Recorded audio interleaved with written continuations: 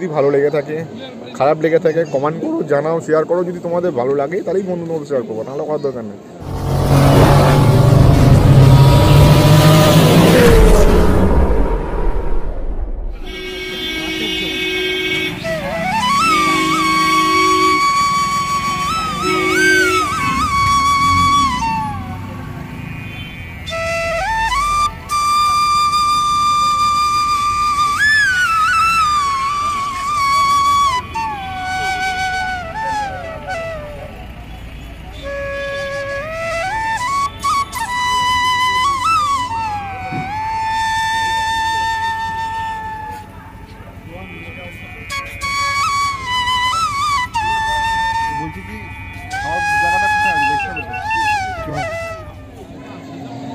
অনেকদিন পর আসলাম তোমাদের সামনে।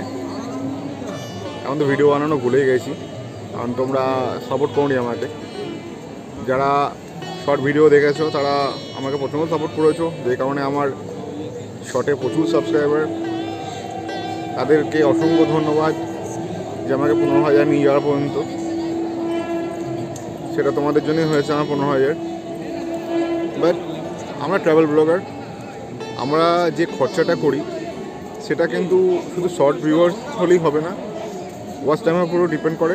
ওয়াচ টাইম খুবই কম, যেহেতু কোনো ভিডিও ভাইরাল না হলে ওয়াচ টাইম হয় না। তো আমি অ্যাজ আ ইউটিউবার, তোমাদেরকে যারা ইউটিউবার আছো তাদেরকে বলি, বস প্রফেশনাল নিও না ইউটিউবকে। তাদেরকে ছোট্ট আমি মানে এটা বলতে পারো ফ্রি অ্যাডভাইস, যে এটাকে প্রফেশনাল নিও না। কিছু করো, কিছু করতে করতে ইউটিউব চালাও, সেটাই বেটার। বাট এটাকে প্রফেশনাল নিও না, তাহলে কিন্তু খুব অবস্থা খারাপ হয়ে যাবে। কারণ আমি আমার দিক থেকে বলছি, আজকে গত ডিসেম্বর মাস থেকে আমি গত নভেম্বরের শেষ থেকে আমি ইউটিউব চালাচ্ছি। তো আমার ভেবেছিলাম যে ইউটিউবে সাবস্ক্রাইবার মেন না। আমার একটা বন্ধু বলেছিল যে সাবস্ক্রাইবারটা দেখবি হয়ে যাবে। তো সত্যিই আমি 1 বছরের মধ্যে যা সাবস্ক্রাইবার পেয়েছি, আমি অসম্ভব সাবস্ক্রাইবার। 15,000 সাবস্ক্রাইবার চারটিখানি ব্যাপার না। কিন্তু ওয়াচ টাইম আমি পাইনি। ভিউ 200-250 ভিডিওতে যদি ভিউ হয়, ওটা ভিউ না। মিনিমাম 10K উপরে যে ভিউটা আসবে সেটা হচ্ছে ভিউ। 10K মিনিমাম না হলে যে ওয়াচ টাইম, সেটা হয় না। আমি এত ভিডিও ছেড়েছি, একটাই মাত্র আমার এসেছিলো 1.5K, এমন কিছুই না। মিনিমাম 10K উপরে ভিডিও। আজকে এত ভালো ভালো আমি ভিডিও ছেড়েছি, মানে অনেক ইউটিউবাররা আছে, আমি তাদেরকে চ্যালেঞ্জও করতে পারি যে আমি অনেক ভিডিও ছেড়েছি। হয়তো আমি কিছু ভালো বলতে পারি না, বাট ভিডিও আমি অনেক ভালো ছেড়েছি। তোমাদের ভালো লাগা উচিত ছিল, লাগেনি হয়তো, ওটা আমার কপাল। লাইক কমেন্ট করে তোমরা জানাওনি। তো আমি বলেই দিয়েছিলাম আমি আর ইউটিউব চ্যানেল চালাতে পারছি না। তো আমি ইউটিউব চ্যানেল আমি আর চালাবো না। অনেকদিন পর আজকে এসেছি মায়াপুরে ঘুরতে। বাড়ির কাছেই তো মায়াপুর, 20-25 কিলোমিটার রাস্তা। তো ওই জন্য মাঝে সাঝে আসি টাইম পাস করতে মায়াপুর। আমরা নেক্সট উইকে আমরা নেপাল যাচ্ছি।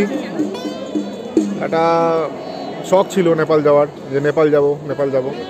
এটা হয়ে উঠতে পারেনি। আমাদের অনেক দিনকার শখ ছিল যে আমরা নেপাল যাচ্ছি। এটা লং ড্রাইভ। তো আমরা নেক্সট উইকে আমরা যাচ্ছি নেপাল। তো তোমাদের নেপালের ভিডিও আমরা দেখাবো। আমরা যাব কাঠমান্ডু, পোখরা, যতদূর সম্ভব আমরা মুক্তিনাথে যাব। কিন্তু মুক্তিনাথ দর্শন করা ওটা একটা ভাগ্যের ব্যাপার। প্লাস ওখানে যা এখন পরিস্থিতি, প্রচণ্ড ঠান্ডা, বরফ যদি জমে যায় রাস্তায়, আমরা হয়তো মুক্তিনাথ দর্শন করতে পারবো না। যদি পারি আমরা যাব এবং দেখাবো। আর কথা বলি বাড়িয়ে লাভ নাই।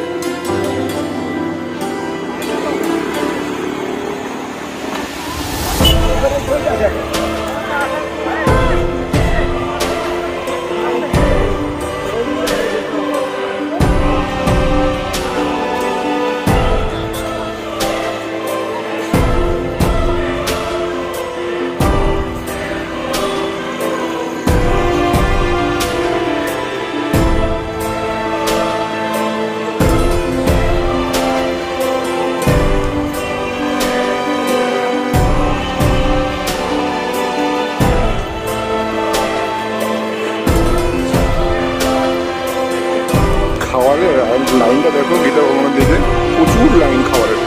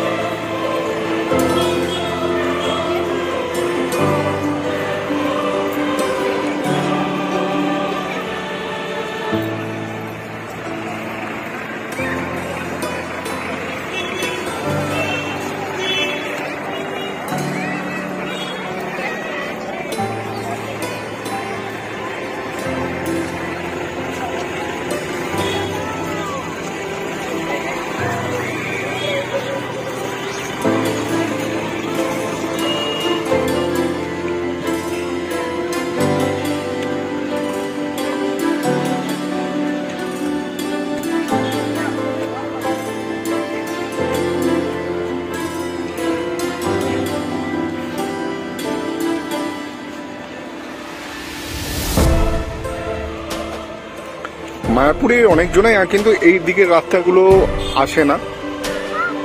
জায়গাটা কিন্তু খুব সুন্দর। যদি কেউ এদিকে না এসে থাকো তো এদিকে অবশ্যই এসো, খুব সুন্দর জায়গাটা। আমি কোনোদিন আসিনি এদিকটায়, সত্যিই বলছি, এই প্রথম ফার্স্ট টাইম এদিকটা আমি আসলাম। এত সুন্দর হয়েছে জায়গাটা, ভাবতে পারিনি। চারিপাশটা দেখো।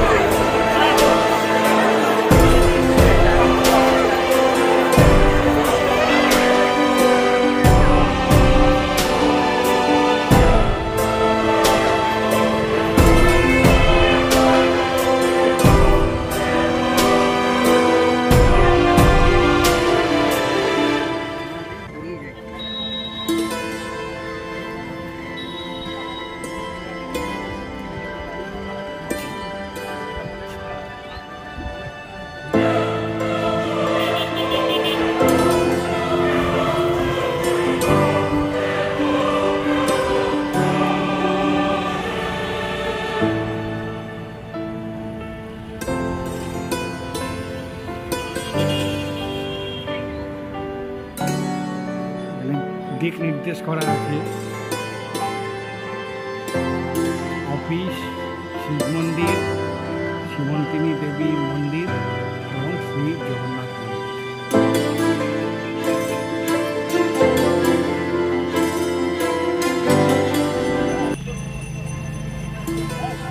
মায়াপুরের জগন্নাথ মন্দির